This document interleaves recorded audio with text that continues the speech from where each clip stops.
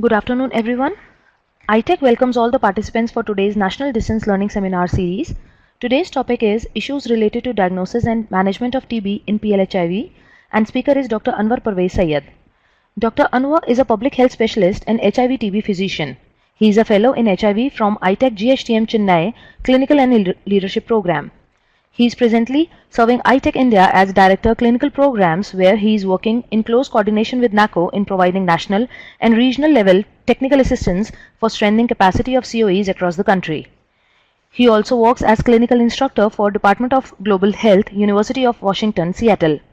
He is a national level trainer for NACO and has been involved with NACO training since 2011.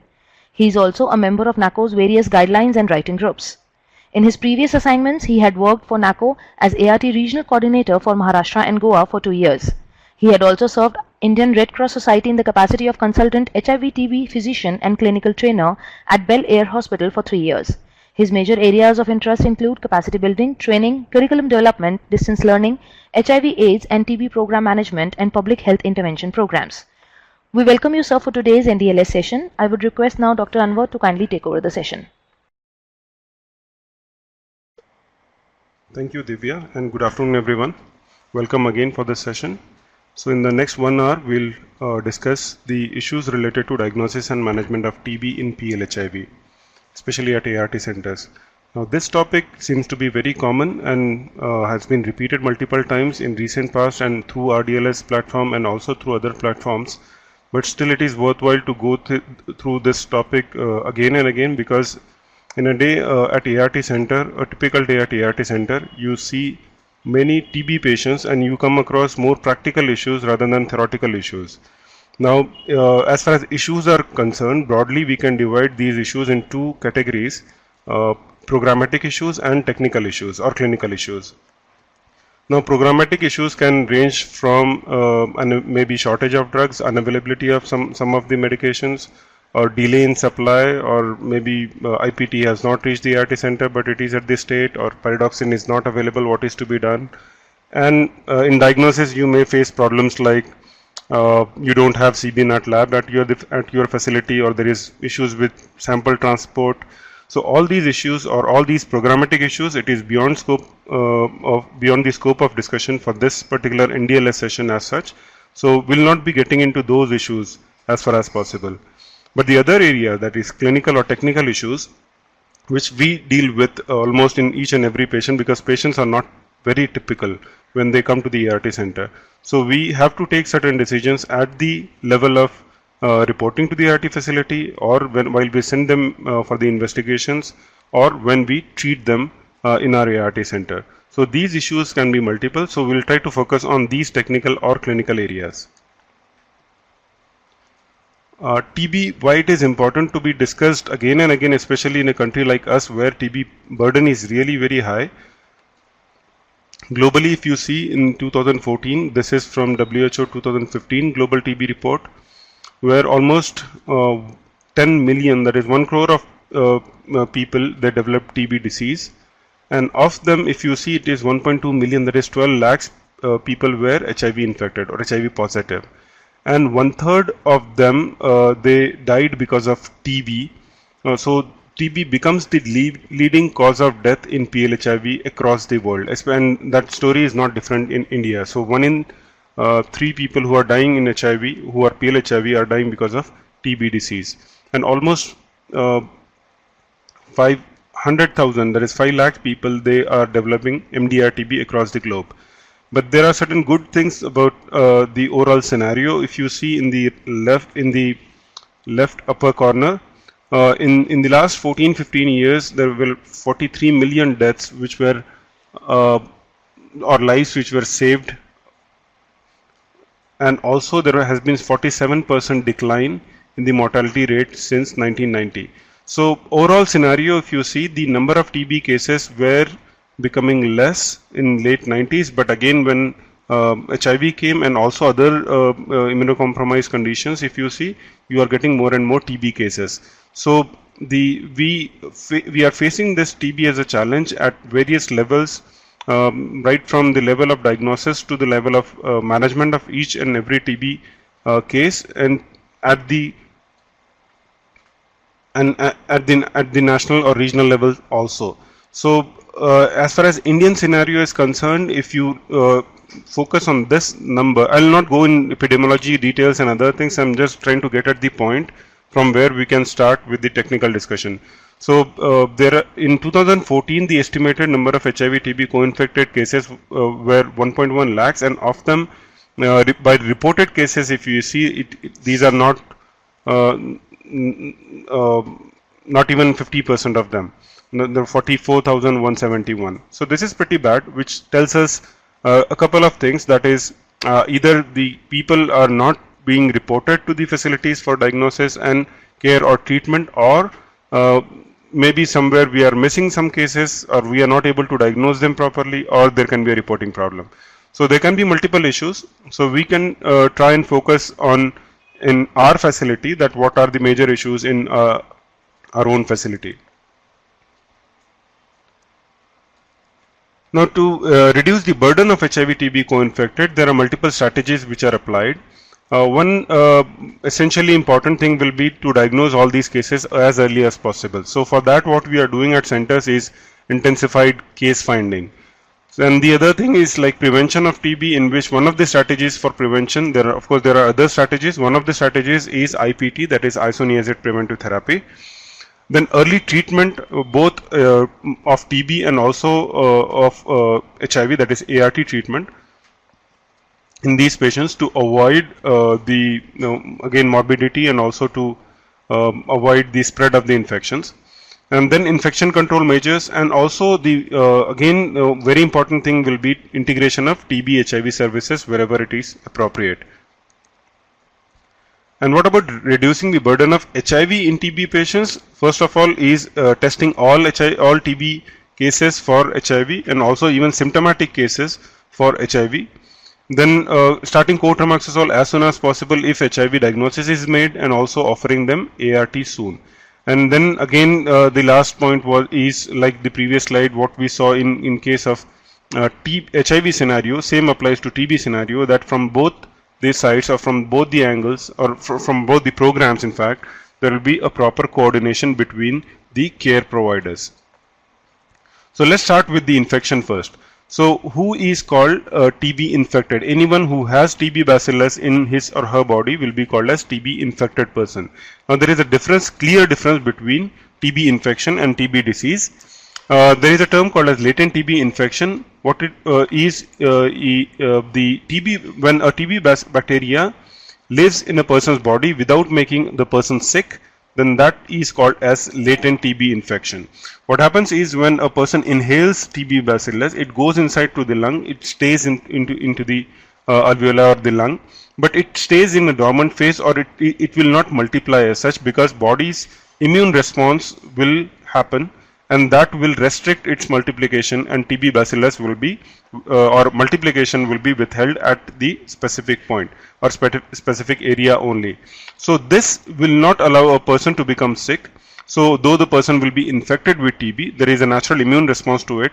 You might remember the primary complex, and then or primary or Gons focus, or primary focus and primary complex, and there will be a primary dissemination of the TB bacilli, but again immunity comes into action and restrict these bacilli at various sites, and disease will not happen. So what is the fate of this primary infection? It can be a progressive primary tuberculosis, which happens usually as a primary, again after the primary infection, and sometimes it requires treatment also, especially if you can see that type of infection in children, and also you might see in adults if the immunity is low. And if suppose the infection is withheld, like the form what we are trying to look at, that is latent TB infection, if it is at one place, later in life, whenever there is an opportunity, this infection can come out as a disease. That opportunity can be reduced immune system, which can be in HIV, diabetes, or any other diseases which can compromise the immune response. So what is the importance of this latent TB infection? What it does? First of all, it is different from TB disease. Like I said, the main differences are latent TB infection is inactive. Though the tuberculin test is positive, that is tuberculin skin sensitivity test is positive in this, it is not a TB disease. X-ray will be normal, there will not be any signs and symptoms, it is not infectious, it is not TB. Conversely, if you see the TB disease, it will be actively multiplying bacilli in huge quantity, and also it will cause the abnormal chest X-rays, or again signs and symptoms based on the again area which is involved, and this will be called as a TB disease. So latent TB infection, good news is it will stay there and it will not multiply, and also even if it multiplies, its multiplication will be very slow, and also it is not infectious. But the problem is, whenever there is opportunity, this can convert into the TB disease. Now, how that happens? There are two ways a person can get TB disease or TB disease. One is endogenous reactivation. Endogenous reactivation is nothing but a latent TB getting converted into active TB disease because of some underlying immunodeficiency or some other factors. So that is called as endogenous reactivation. There can be a reinfection also, which can be exogenous reinfection. So a person who is exposed to TB bacillus again later in life and can develop immediately TB disease. You might remember that progressive primary tuberculosis, which is similar to a primary TB infection or TB disease in children. So this is what we are facing, and which of course causes the increased mortality. This is what we face with HIV positives. HIV positives, in HIV negative person who has supposed TB infection, that is purified protein derivative positive, that is Montauk test positive suppose, there is a 10% lifetime risk of development of TB for that TB disease for that person. But that risk increases to 60% in a person who is a PLHIV because of all these immunocompromised status and multiple factors. So estimated burden of HIV among TB patient is 5 to 6% in India. So let's come to the diagnosis and treatment of active TB. So in the slides from here, we will try to discuss the issues related to diagnosis and issues related to treatment and prevention of tuberculosis. So for that, we will have to first understand the clinical presentation of the TB and the treatment of TB, which is not there in this list, and treatment of HIV, that is ART initiation. There are drugs which are used for TB, for HIV. So what are the interactions between these drugs? What are the side effects of, or some of the common side effects of these anti-TB drugs? And then what is the immune reconstitution syndrome and how it is treated, and also the treatment failure, that is anti-TB treatment failure, and what about the drug resistance or DRTB, MDR or XDR-TB. So in a time of 46 minutes, it will be difficult to deal with it in detail, but I'll try to summarize most of the things because like I said before, these things have been discussed multiple times. So if you have any questions, you can type those questions in the chat box. If we get the appropriate time, we can address those questions. Otherwise, we'll again can respond to those questions later as well. Now let's start with the clinical presentation. Every one of us is aware that, sorry for the disturbed slide because there was some formatting error here. So everyone is aware what are the common symptoms of TB, which we are also screening at the ART center. But again, all these symptoms like cough, weight loss, fatigue, fever, night sweat, hemoptysis, or even no symptoms. All these symptoms, do they present in a person who is infected or having a TB disease? Answer is no. Some of these symptoms may present or may not present. Some will be prevalent, like more commonly seen, like cough, weight loss, more commonly seen. But if you can see here, almost 10 to 20% patients will not have any symptoms and they still will have TB disease. So that is important for us to note. That is, we are doing active finding of TB cases and we are trying to ask patients certain questions regarding common 4 symptoms of TB: cough, fever, weight loss and night sweats. But still we'll have to remember at the back of the mind that there can be we cannot just function mechanically at spinal level without thinking that there can be other symptoms, or TB can present with no symptoms also. So we'll have to consider all these possibilities while working at ART center and even otherwise. and we need to make it sure that we from our side try to rule out as far as possible.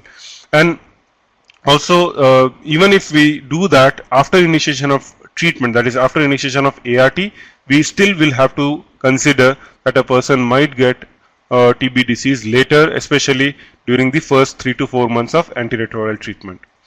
Now there is this algorithm you might have seen multiple times for intensifies TB case finding and also for INH preventive therapy. For IPT in the future slides, I'll try to repeat this slide again.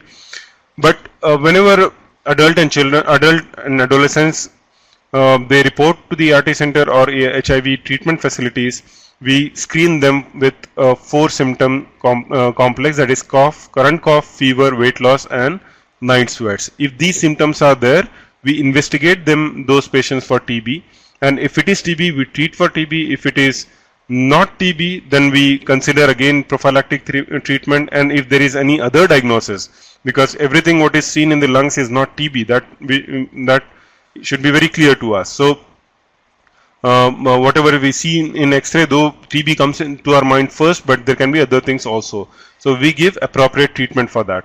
And if a person does not have these symptoms, we consider those patients for IPT if it is not contraindicated.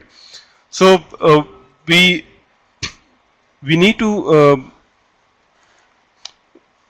these 4 symptoms. If we look at these 4 symptoms, why these 4 symptoms, or what is the importance of this 4 symptom screening? So like current cough, fever, night sweats and weight loss. So there are multiple studies which say that if you use these symptoms as a tool, it is unlikely that you will miss TB cases if they are there, and that is mean by negative predictive value. It is nothing but the probability of not having TB disease if someone does not have these symptoms. So I'll repeat again what is the negative predictive value means. So it is a probability of not having TB disease if someone does not have these 4 symptoms or any of these 4 symptoms. So if a person does not have any of these symptoms, it is very less likely that that person will have active TB disease. So if a person has these symptoms, then we'll investigate and then we'll decide.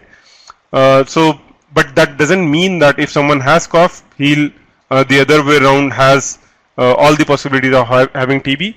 So it is this just tells us that if someone does not have the symptom, again chances that we may avoid investigating those patients.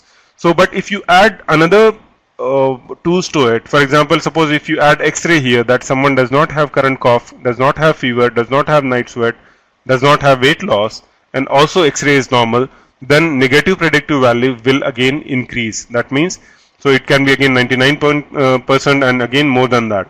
So it depends on what symptoms you add, and based on that your negative predictive value V is going to increase. But as a standard protocol, we are using these 4 symptoms for identifying the TB suspects. So in children there is a small difference here. We have replaced weight loss with poor weight gain as because it is a children will be like growing or will be putting on weight regularly. So if that is not happening or there is a poor weight gain, that is one of the symptoms. And also night sweats is being replaced by contact with TB case, because child again will not be able to report night sweats, and then the contact with TB case is one of the 4 symptoms for suspecting TB case. So let's see the manifestation in relation to HIV immunosuppression. So immunosuppression, broadly we say whenever the CD4 count is very low.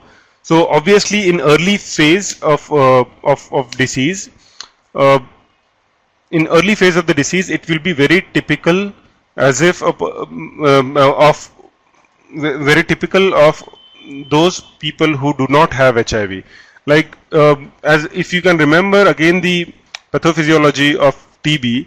So all these symptoms they develop because a person has immunity, and a person there is some kind of immune response to the existing infection, which is maybe in the lung or any other site.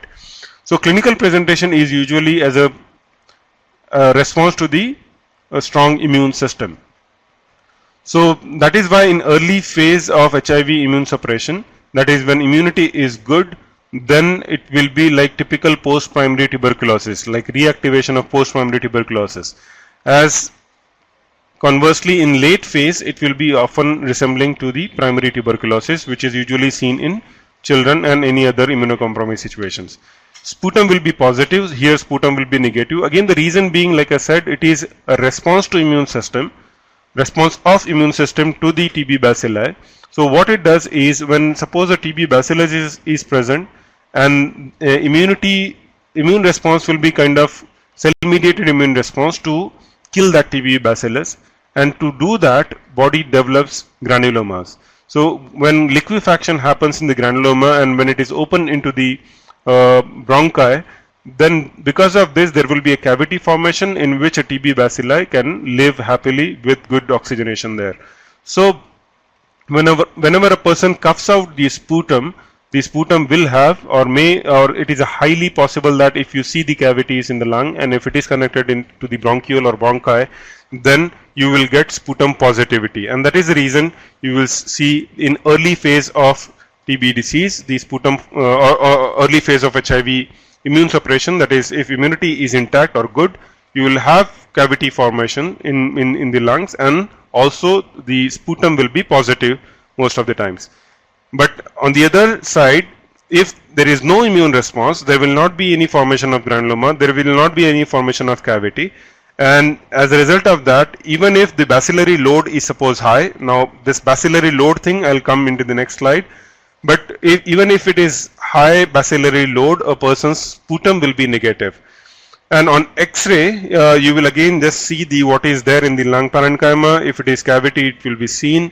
But if there is just high bacillary load without the signs of immune response, then you will see a typical presentation of tuberculosis, which will happen usually like in pediatric cases, or lower or mid or lower lung field tuberculosis, like in people who are immunosuppressed with some cancer medications or because of some other diseases like diabetes or any other illnesses. Then there will be again infrequent, there will be intrathoracic lymph nodes which will be seen, like mediastinal lymph nodes and others, and also pleural and pericardial effusions can be observed.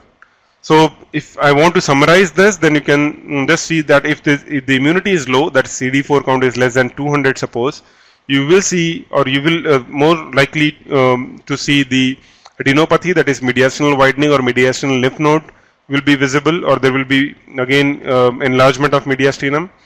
Then pleural or pericardial effusions can be seen, dissemination can be seen, that is involving again multiple sites. Then extrapulmonary sites will be involved. Then smear negative will be more common, and more chances of iris will be there if immunity is low and if you start ART in those patients. On the other hand, if immunity is good, then there are more chances of having pulmonary TB, and it is more commonly of reactivation type.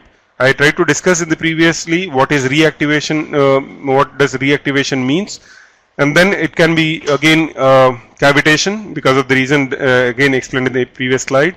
Then less extrapulmonary lesions, smear positivity will be more, and also the less chances of immune reconstitution syndrome.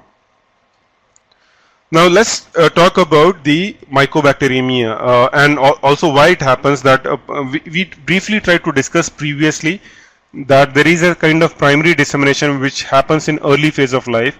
Now similarly, consider the HIV positive person as if there is immunity is when immunity is very low, like it is very similar to a child where the immunity is not developed at all.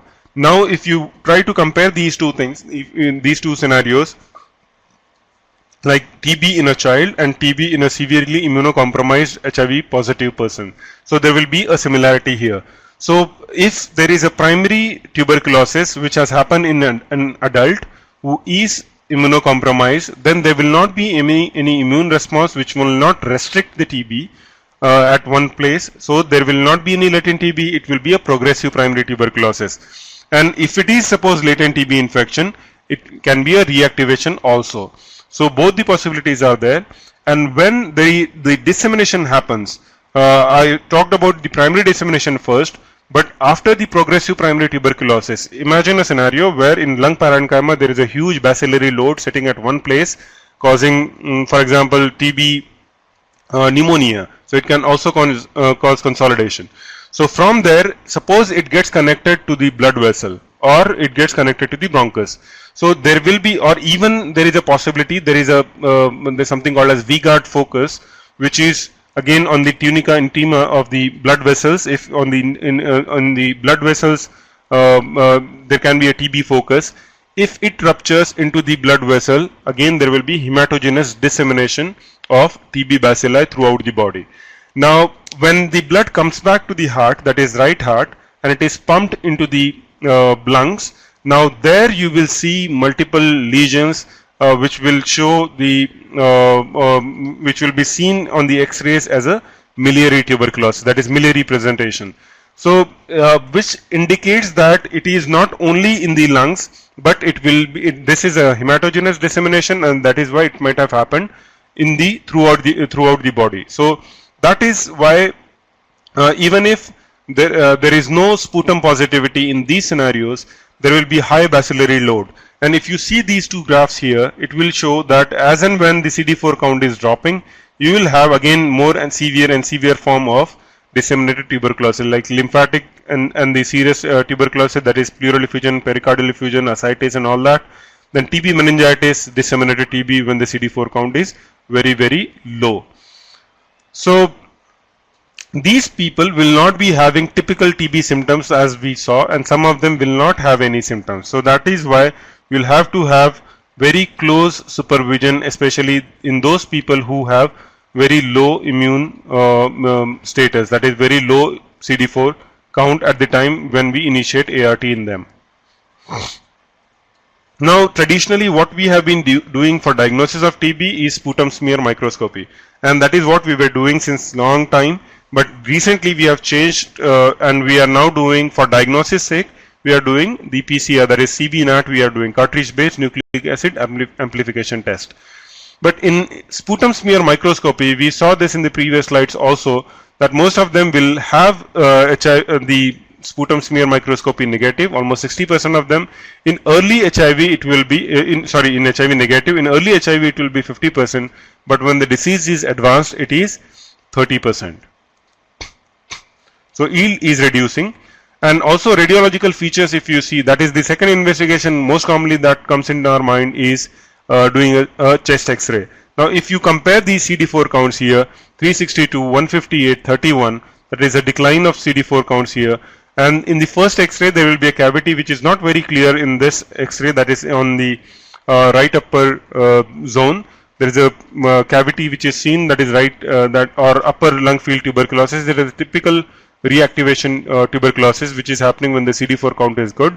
When the CD4 count is low, now you are seeing here some kind of mediastinal widening and some mid-zone infiltrates also. But when the CD4 count is very low, then all kinds of disseminated lesions, or the mediastinal TB you can see, or the mediastinal widening you can see, most probably due to enlarged mediastinal lymph nodes. You can see here pleural effusion which is happening, which is again an extrapulmonary tuberculosis. This fissure is prominent here, again directing towards the serous involvement. So all these features will happen when there is a severe immune suppression. So second investigation we have been traditionally doing is the X-ray. But again, if you compare these investigations, like in sputum examination, the frequency of negativity will be more if the immunity is highly compromised. On the chest X-ray, again in immunocompromised people, infrequent cavities, atypical manifestations are common. Again, getting a confusing picture. Sometimes have normal chest X-ray also, again more confusing picture. So you will not have any clue how to diagnose tuberculosis. Sometimes this happens. If a person suppose have cough, X-ray is normal. Sometimes people ignore them and they do not do the sputum examination for anything. So that should not be done. Even if the X-ray is normal, then that is to be done. That has to be done. Then FNAC or again sputum culture. Now you might have or you might have seen very commonly these things that you saw a TB or the lymph node in the neck of a PLHIV, and you advise them FNAC, and they comes back or they came back to you with the report of atypical or lymphatic infiltration or something like that, and it is not typical granuloma which you were expecting. So that is because of again poor immune system. There is no granuloma which has formed. So FNAC will be usually again negative or inconclusive. But if you want to again increase the yield of that, then typical is again to combine it along with the normal histopathology with the AFV or smear examination or culture. But typically culture, if you go with the LJ medium or typical cultures, it will take again long time. So that will not be useful while for treating these patients. So most of the times we land up in situations where we will not find TB bacilli, and we see this atypical presentation on histopathology report, and we tend to treat these patients on clinical grounds. So there has been challenges in diagnosis of TB in the lab, because diagnostic yield, it differs from test to test, again from situation to situation.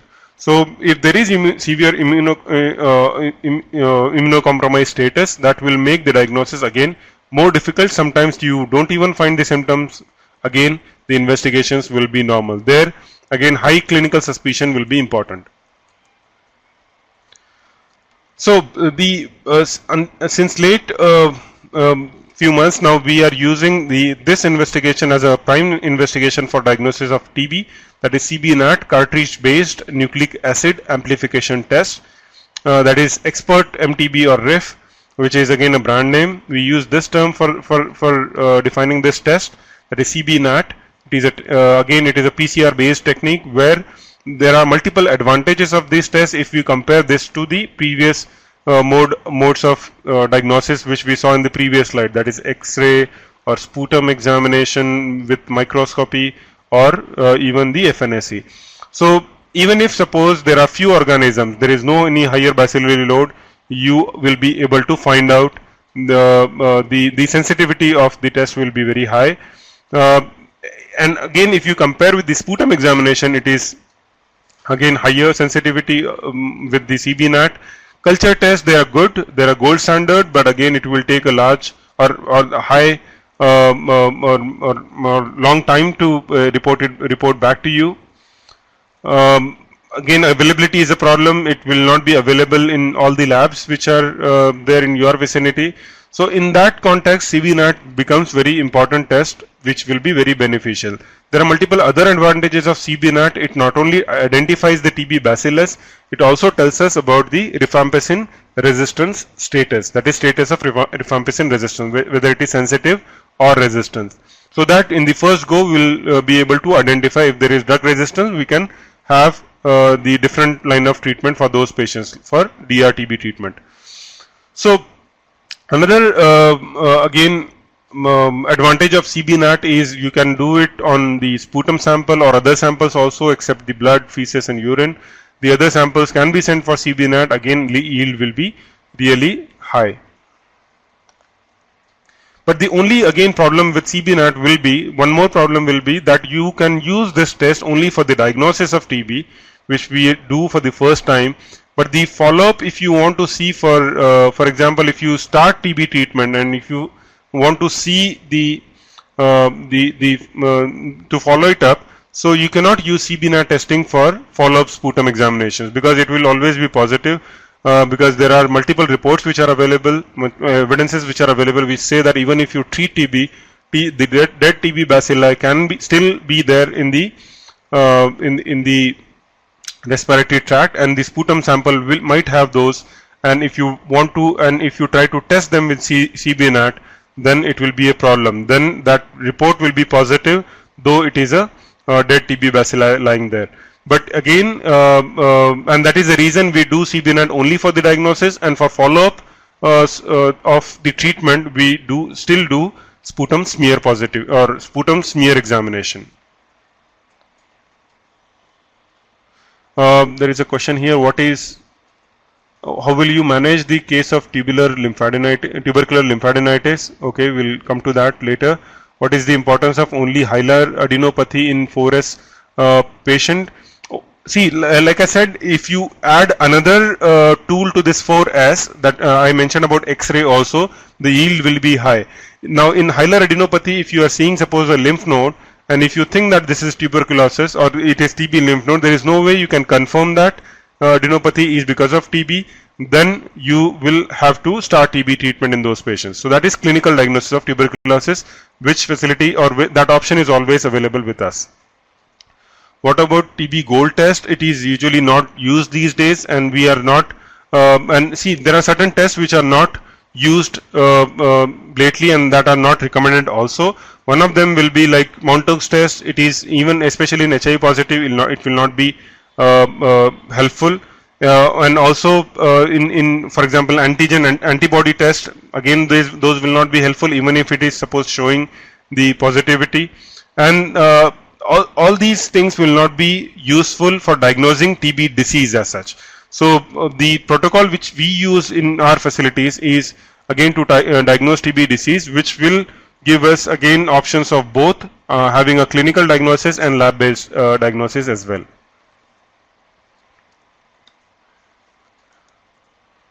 So I was trying to explain the benefits of CB NAT. So again there is one more advantage of having CB NAT. It will increase the yield of the sputum examination. Again there will be at least twofold increase in TB detection or detection of bacteriologically positive TB case. So for smear microscopy the sensitivity is very low. It is 52.8%. If you compare this with the 84% which is of CB NAT. But even if you look at this 84%, again it ranges from 58% to 91%. It is a huge range. So, and the factors which decide how useful it is based on the symptoms. If suppose a person is having symptoms since last 2 weeks, again yield will be much more better. If the sputum will be a good quality sputum, again if suppose it is having a high bacillary load, the again yield will be higher, the sensitivity for that will be higher. So CB NAT, though it is again very more sensitive, much more sensitive than the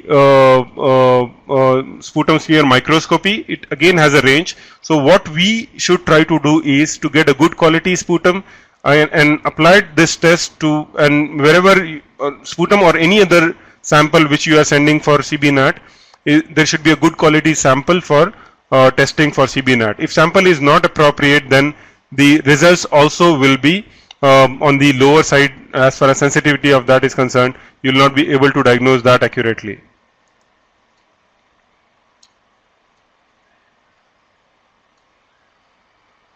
There is one question which I'll come back to it later, that is can we give, okay, there are multiple questions actually. I'll try to read them here and I'll try to address them later. How to deal with cases with no symptoms except recent weight loss, investigations normal. Again, it is a high clinical suspicion by you or ART medical officer. So which happens at the ART center. So whichever the tools are available to us for diagnosis, we try to come to the diagnosis of tuberculosis. If it is not possible, then we start ART, and if whenever you see any sign of deterioration, you again try to revive your diagnosis or revise your diagnosis. So, but again, suppose you strongly feel that you try to rule out TB by all means you have, and still you try to label that as a clinical diagnosis of tuberculosis, you can still do it. You should be justifying that to yourself first, and also you should be document that justification. Explain about MDR TB. I'll come to that towards the end.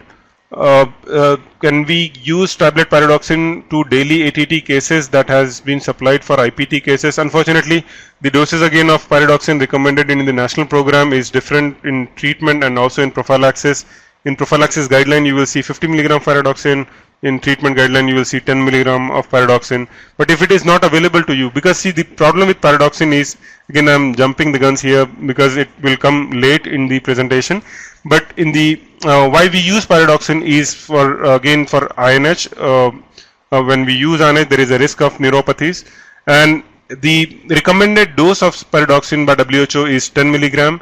And if you increase the dose, which you can do if there is B6 vitamin B6 deficiency, and if you want to treat that, and if suppose you tend to increase the dose of pyridoxine, then with each milligram of pyridoxine there will be a compromise of 1 milligram of INH dose.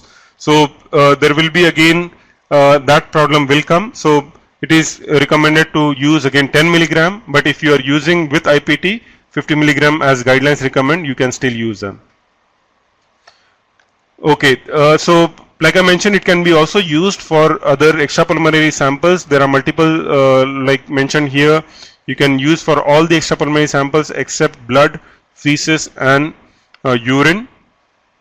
Again sample quality should be good, and it is transported in Falcon tube. And whenever you are using this for extrapulmonary, please do not use formalin. So or CPC, it is just transported into the normal saline, otherwise it will kill the bacilli. So for TB there is a diagnostic approach. What we have seen up till now is, again, whenever a person comes in, we do 4 symptom screening and we decide whether, or we try to suspect whether it is pulmonary TB suspect or extrapulmonary suspect. If it is a pulmonary TB suspect, then we send sample or sputum sample for CB-NAT and X-ray is done. And if it is positive, then we make a diagnosis of microbiologically confirmed TB case. If it is negative, then we can make a diagnosis of clinically diagnosed TB case. Here it is mentioned that sputum CB-NAT is negative, but X-ray is suggestive of tuberculosis. But even other investigation, for example CT scan, MRI or whatever is available to you, if that suggests of TB, then still you can make a clinical diagnosis. And in rare or extreme cases, even if suppose nothing is there, but still you have a strong clinical suspicion, you can still start those patients on anti-TB treatment. But that should not lead you to the overdiagnosis of tuberculosis, and also lead you to avoid all these steps for making a short diagnosis. And if both are negative, then we need to reconsider the diagnosis, because as I mentioned before, whatever we see is not because of TB. Other things also need to be ruled out, which are TB infections or the lung infections. Now then, extrapulmonary TB suspect, CB-NAT, we send sample of the from extrapulmonary site wherever it is available, and for CB-NAT testing, and we try to make a diagnosis. Then histopathological examination can be done if it is available to you. Then X-ray chest or other radiological examinations like MRI or CT scans. So if anything is suggestive of TB, then we label it as extrapulmonary tuberculosis and we make the treatment. Like I mentioned multiple times here up till now, everything what we see is not TB. Please do not forget the other things like community acquired pneumonia, pneumocystis carinii pneumonia. And the problem with this is, again, we can have multiple things together, especially in people who have severe immune suppression. So PCP is one of them. Please do not again ignore. Whenever you see any deterioration or any again clinical deterioration or radiological deterioration, please try to revise your diagnosis and try to again broaden your differentials so that you can address other diseases also. Malignancy, not very uncommon, especially in lymph node you are seeing, and you are trying to establish the diagnosis. There are, again, we have seen cases where malignancy is present along with tuberculosis. So both things can coexist. Lung abscess can be again another possibility. Clinical presentation again varies or will be different. So the treatment will be again is very different. There is a chest physiotherapy which is required to drain the lung abscess. Broad spectrum antibiotics are required, where you will have to do again sputum culture, bacteriological cultures and other cultures can be done, for example fungal cultures and others. So other things should not be again forgot. Then non-TB mycobacteria is another possibility, especially in HIV where immunosuppression is supposed really high. Mycobacterium avium intracellular complex is one of the possibilities. Fungal infections, parasites, sarcoidosis, rheumatic disease and other infections. There can be multiple differentials for TB which have to be kept in mind when we deal with any TB case. Let's go to the treatment. I'll just have a look at the questions if there are quickly, if I can address to.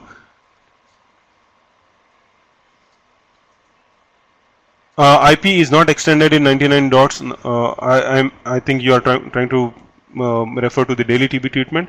IP is not extended in special cases, for example, TB spine. No. See, IP is not extended. Usually we extend IP when, suppose at the end of TB, the intensive phase, if sputum comes positive in pulmonary TB case, we were extending IP for 1 month, and then we, after 1 month, we were repeating sputum smear examination. If it is negative, we were again starting continuation phase. But from when we started with this daily TB treatment, now we are not doing that. We are after completion of 2 months of intensive phase of pulmonary TB case, even if sputum is positive by microscopy, we are starting the continuation phase, but we are identifying or we are labeling this patient as MDR TB suspect, and we are referring that patient for culture so that DRTB can be ruled out. Is in extrapulmonary TB case like TB spine, what you mentioned, we have the flexibility of increasing the extending the continuation phase for 3 to 6 months. So that we do. You need to remember this, that when you continue or when you prolong TB treatment, what we are trying to achieve there is we are trying to reduce the chances of relapse, because the main treatment will be in the first 2 to 3 months of TB treatment. But and especially in cases where there is supposed deformity, usually this happens. For example, pot spine, you start TB treatment and there will be TB medicines which will be reaching to that point to act against the TB bacillus which is located over there, and that TB bacillus will be immediately killed. So what remains is TB sequelae. So you will have a fibrosis, you will have something which is called as TB sequelae, and because of TB sequelae, most of the patients will have persistent symptoms of sometimes disfigurement or also chronic cough in some of the patients, because there will be again mass destruction of lung parenchyma which will cause TB sequelae, and because of that symptoms will persist. This is not TB, this is TB sequelae. Even if you extend TB treatment, that is not going to get cured. So please remember that you are killing TB bacilli very strongly in the initial phase of the treatment with 4 drugs of or 4 drug combinations, which are again highly bactericidal drugs, which are using most of them. So, and also we are using a long enough continuation phase also to reduce the chances of relapse. And in extrapulmonary TB cases, you are extending that to again 3 to 6 months. So that is again more than enough. ATT induced hepatitis, any reason? We are getting lot of 99 dots. Again, please correct me if I'm wrong. 99 dots is something which is which we are using that mechanism for adherence monitoring. That is not name of this the whole thing. This is daily ATT you can refer to. I'll come back to this if I have the toxicity thing later, and also with the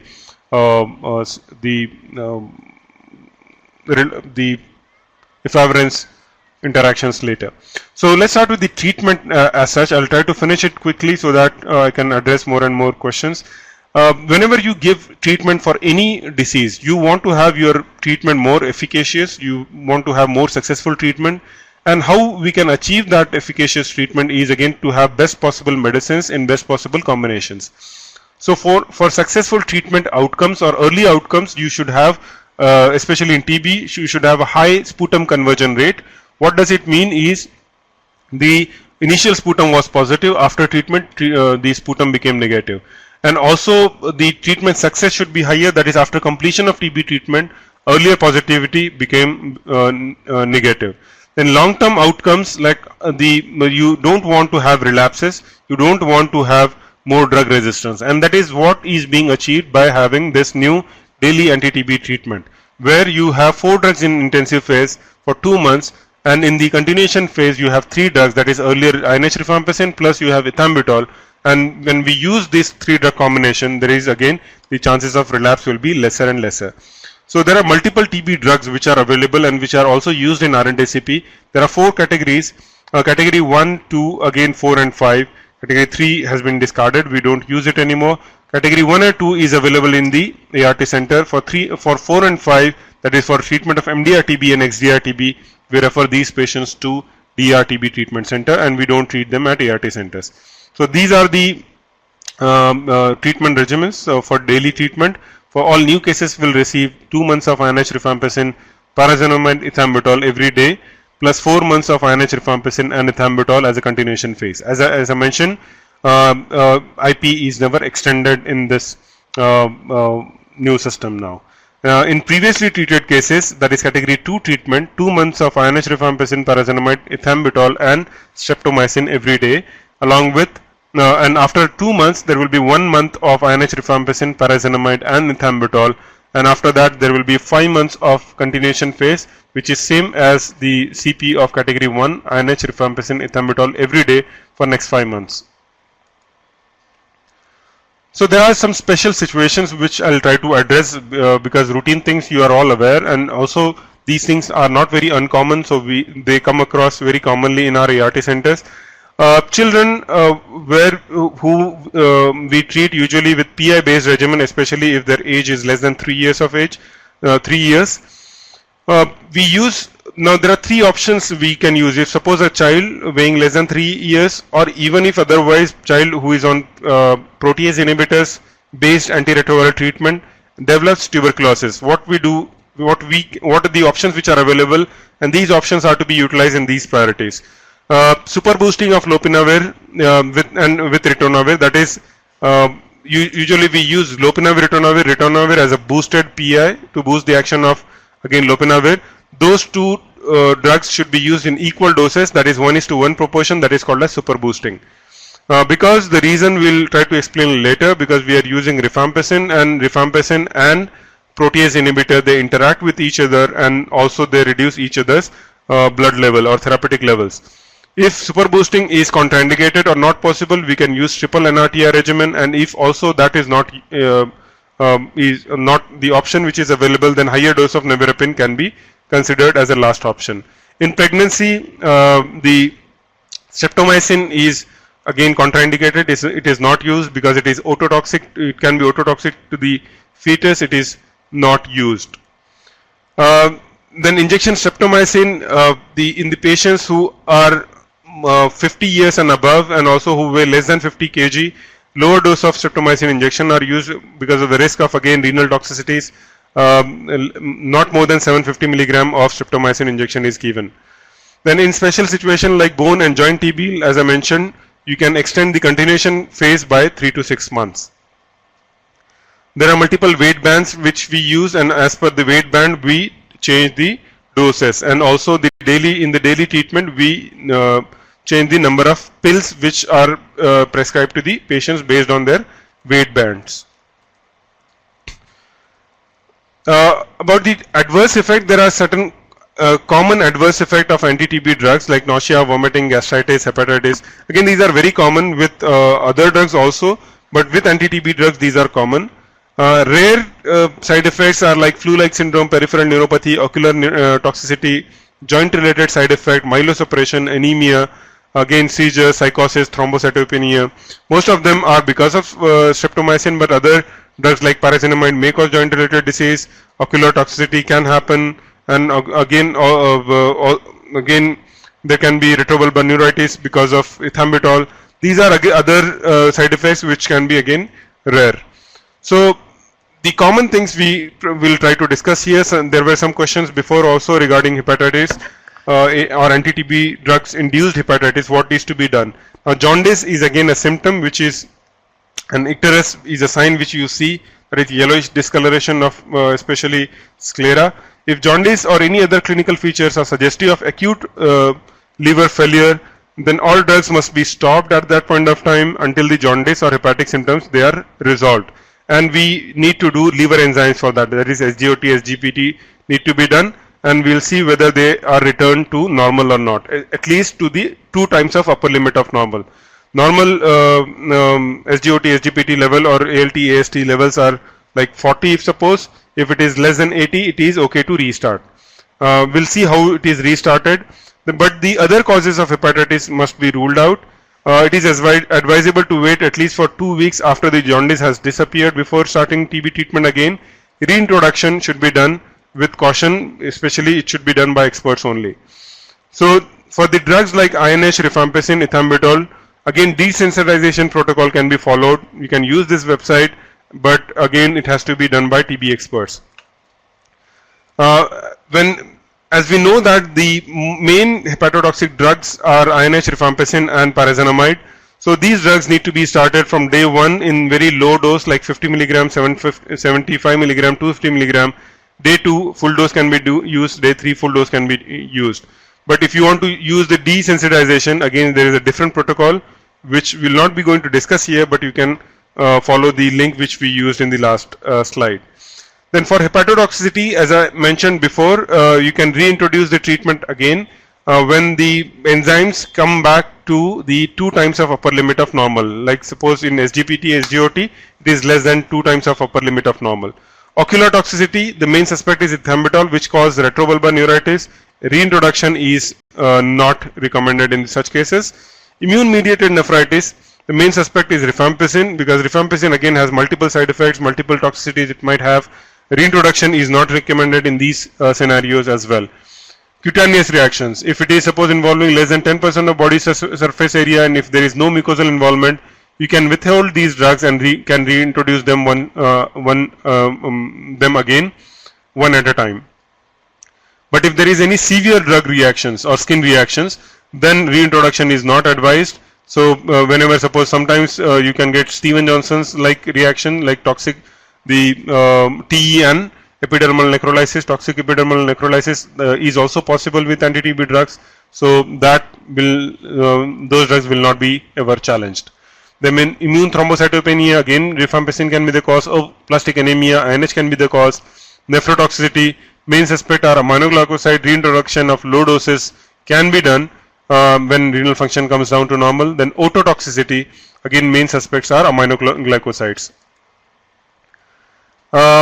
Those adjustments will be required whenever there is renal compromise. So it is not required for those drugs which are hepatotoxic only and which are excreted by renal by liver. So ART role is very clear. If you want to prevent reactivation, start ART early in those patients, then latent TB should be treated with again INH, which we use as a IPT, prophylactic therapy, then reduce short-term TB related morbidity. It will also reduce the mortality in PLHIV. And if you follow the present guidelines, all people who are HIV are irrespective of CD4 count are eligible for ART. So here it comes to the priority. So those who are again have very low CD4 count, especially less than 500, should go on ART as soon as possible. Those who are having higher CD4 count also should go on ART. So no one should miss initiation of antiretroviral therapy at your center. But if you are trying to clear the backlog, please give priority to those who are less than 500 CD4 counts.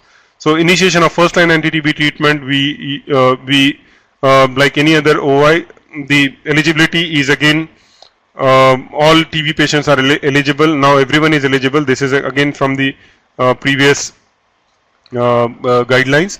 Then start ART regardless of any clinical stage or CD4 count, and start anti-TB treatment first for like we treat any other opportunistic infection. When the treatment is tolerated, then we start the patients on tenofovir, lamivudine and efavirenz, that is single dose. Whenever CD4 count is very low, both these treatment need to be started simultaneously. Again, simultaneously does not mean on the same day, but again you can start them together. So why rifampicin? Because rifampicin has all drug interactions, because it is an inducer of cytochrome P450 enzyme family. So whenever you try to use rifampicin along with the PEIs and nevirapine, for example, they will reduce the dose of those drugs, or therapeutic blood level will be reduced to a high extent. The least possible drug which is affected because of rifampicin is efavirenz, and that is the reason we use efavirenz in all TB cases, because all the other drugs which we use, if you see here as the third drug option, will have the compromised therapeutic drug levels. In adults, which this is another scenario where the adults who are on PI based regimen, for example, second line treatment as or alternate first line treatment, you cannot use rifampicin in them, but you can use rifabutin in them in the dose of 150 milligram every day. So nevirapine cannot be used, boosted PIs cannot be used along with rifampicin. Again, if you want to use, you can use rifabutin along with them, but efavirenz can be used. Drug interactions, again rifampicin, we saw many drug interactions with rifampicin, so those should be avoided. Rifabutin, there are not many, but still it is there. Quickly, iris TB, as TB is common, iris TB also will be very common. Again, there should be high index of suspicion in this, because we are saying that start start ART earlier. When you start ART earlier, or even suppose you start ART when the CD4 count is very low, there are high chances of development of immune reconstitution syndrome. There are two types of immune reconstitution syndrome. One is infection unmasking type of immune reconstitution syndrome, and second one is paradoxical reaction. Infection unmasking is means when you started ART, that time there was no TB disease or visible, there were no signs and symptoms. You started ART, after some times the infection was visible, so that is infection unmasking. In this scenario, the steroids and other things will not work. You will have to give anti-TB treatment in those patients. The second type, that is paradoxical reaction, that means you already have diagnosed TB disease, you started ART, and in those patients clinically suppose deteriorate, and also suppose radiologically there is deterioration. That can, and also there is evidence to show that viral load has reduced to at least 1 log reduction of viral load, or there is a considerable increase in CD4 count. Then it can be paradoxical type of reaction where you can continue TB treatment and you can introduce corticosteroids. So this is again example to show prior to ART, and here after 10 weeks of ART you are seeing here pleural effusions.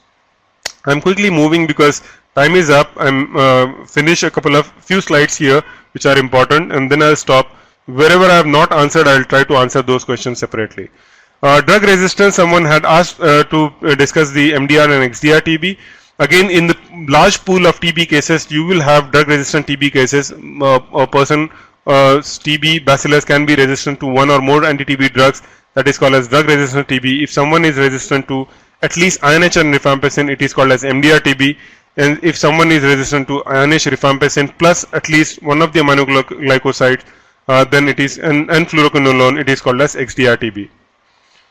So why it occurs is usually because of subtherapeutic drug levels, which can be because of, again, intolerance of food, or drug absorption is poor, again irrational use of anti-TB drugs.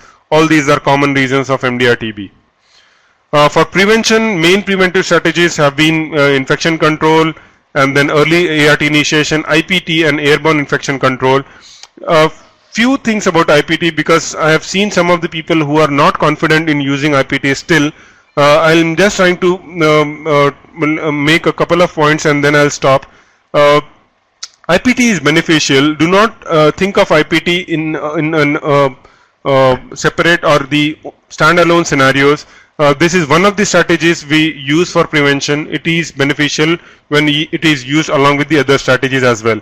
One of them is, again, the antiretroviral therapy. If you start antiretroviral therapy, it will be very, very beneficial. So IPT alone will never help. ART alone, again, it will have some chances of like this slide, if you can see here, IPT alone, this is again risk reduction of TB. ART alone, this is risk reduction of TB. But if it is IPT is combined with ART, this is risk reduction of having active TB. This clearly proves that IPT will be important to use in our clinics and our ART centers. Whoever has not taken IPT before in past, and whoever is not TB symptomatic after ruling out active TB, and whoever is not on TB treatment will be eligible for IPT. Some of them will be having contraindications to IPT. In those patients will not be initiating IPT. Some people again are worried about the what will happen to the resistant. I'll come back to it in the next slide in a couple of minutes. But if you want to use IPT in ART, first start with ART, wait for 3 months. If there is no suppose reactivation of TB, which is a possibility, especially when the immunity is low, then you can again go ahead with starting TB treatment, starting INH prophylaxis. Don't worry about the resistant. It has been studied a lot, and people have concluded that the prevalence of INH resistance amongst IPT exposed is very similar to those who have those in which there is a background resistance of INH. That means it does not increase the level of resistance if you use it as a separate drug or as IPT. So as a clinicians in the national program, you should be strong advocates of IPT, and please do not fall prey of confusions because of all these discussions which happen around you. Try to understand all these scenarios which justify the use of IPT and why this has been included into the national program. What to do when PLHIV is eligible for ART initiation and IPT for the same time? Like I mentioned, 3 months of ART and then IPT can be considered. So in summary, TB is very commonly seen. Everyone is treating tuberculosis, but most of the times there can be confusions in situations where you are not able to suppose make proper diagnosis. You again suppose in a dilemma of starting or not starting anti-TB treatment and monitoring of TB treatment. Please go whenever you are in any confusion, seek advice from others who know you seek advice of the experts, your seniors at the facility, and also in SACS and NACO and other places. But whenever there is a confusion, it has to be clarified. Don't just continue on the confusion and just continue managing patients like that. It is always good to approach those who know regarding management and then correcting our mistakes and then treating patients appropriately. There can be some dilemmas. Please do not forget regarding usual common pulmonary manifestations which mimic tuberculosis. Don't hesitate in revising your diagnosis once you start someone on TB treatment. Sometimes this happens that we usually look back only after in the end of the 6 months. That should not happen. So revise your diagnosis whenever you feel so, and whenever you feel the requirement of adding the additional treatments, so that has to be done. DOTS is again a strategy which we use, though it is daily treatment, but it is again direct supervision. And please try to coordinate with the TB program well at the level of ART center, also at the district level, also at the state level. There are various committees which are in place. Please try to utilize those platforms.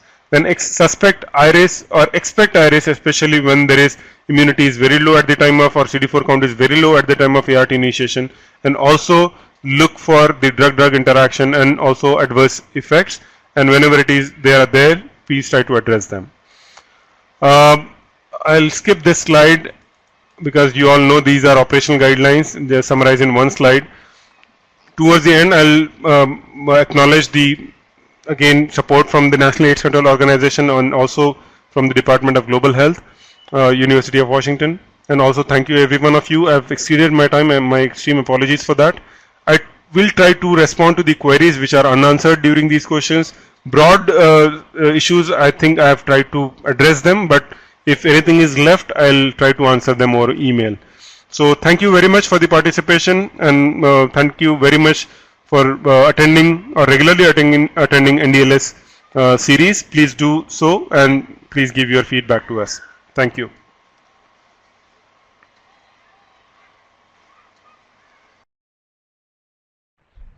Thank you, sir, for such an informative session. Thanks to all the participants for patient listening. All the participants are requested to kindly enter the e-poll which is going to display on the screen.